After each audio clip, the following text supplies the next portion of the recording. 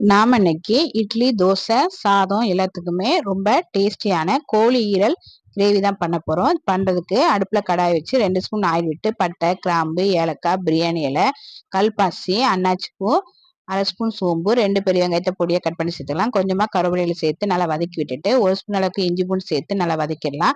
2 தக்காளியை பொடியை கட் பண்ணி போட்டு வதக்கிடலாம். கிரேவிக்கு தேவையான உப்பை இப்பவுமே சேர்த்து நல்லா வதக்கி விட்டுடலாம். இப்போ இது கூட கழுவி வச்ச ஈரலை சேர்த்துக்கலாம்.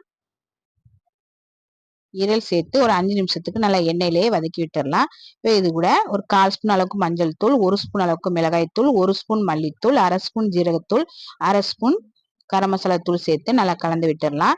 இப்போ இது கூட 1 கப் அளவுக்கு தண்ணி சேர்த்து கலந்து மூடி போட்டு ஒரு 10 நிமிஷம் நல்லா வேக வச்சிடலாம். ஒரு 10 நிமிஷமா ஈரல் எல்லாம் நல்லா வெந்து ரொம்ப டேஸ்டியான ஈரல் கிரேவி ரெடி ஆயிருச்சு.